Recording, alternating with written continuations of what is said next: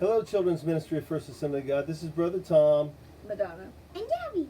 And we're here just to greet you and share with you during the time when we can't be together physically. We can share with you a story about the crucifixion of Jesus. See, Jesus was the Son of God. He was always kind and always chose to do right. But even though Jesus was good, there were people that hated him. They didn't like when he said that he was the King of the Jews. Some people hated Jesus so much that they found a way to have him put on trial and sentenced to die on a cross. After his trial, the soldiers made fun of him. They put a soldier's robe on him and put a staff in his hand and made him look like a king. They twisted thorny plants together to make a fake crown and stuck the crown on Jesus' head. They kicked him and spat on him and hit him on the head over and over with the staff. The soldiers bowed down in front of Jesus and made fun of him by saying, "Hail, the King of the Jews." Jesus is the King. Jesus could have called all of the angels in heaven to come and help him. He could have called down fire to burn up the soldiers. He could have even just disappeared. But Jesus did not do any of those things because he knew that the only way to save everyone from sin was to die on the cross.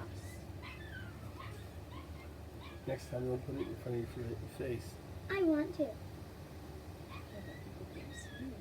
The soldiers put a big piece of wood from the cross on Jesus' back and made him carry it.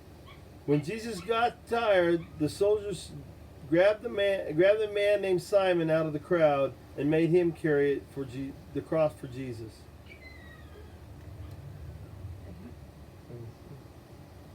The soldiers took Jesus to a place called the Skull.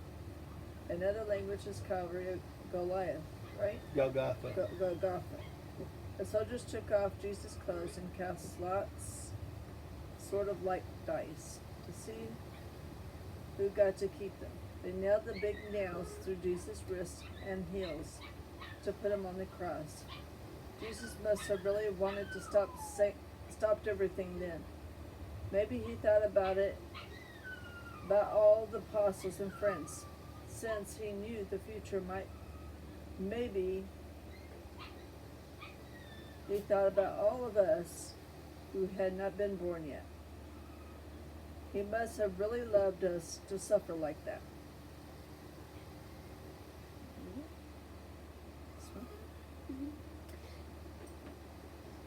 Jesus was crucified in between two criminals who had done very bad things.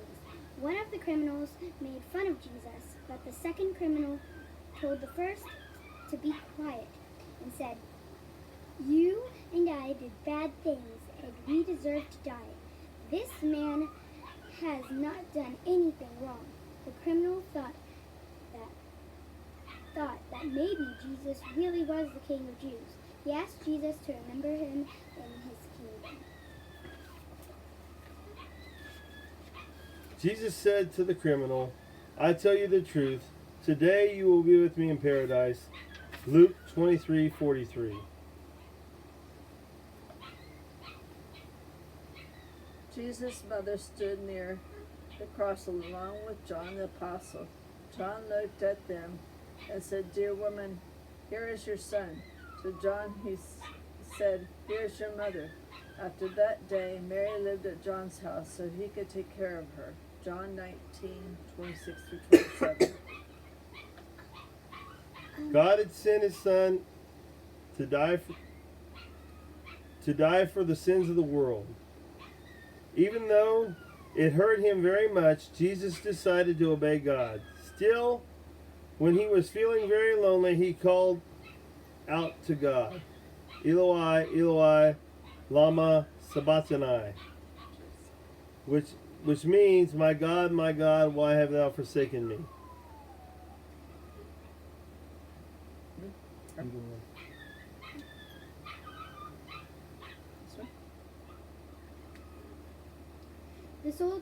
The soldiers and rulers still made fun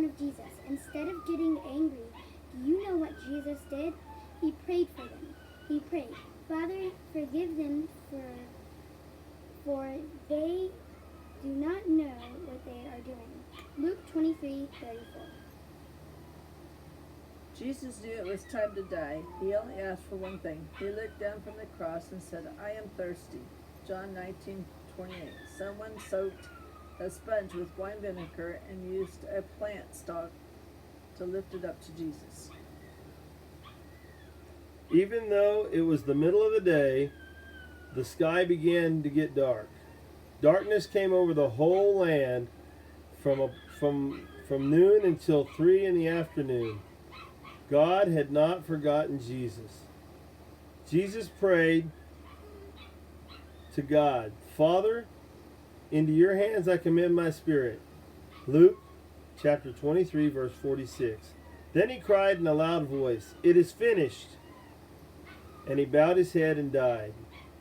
At that moment, Jesus died.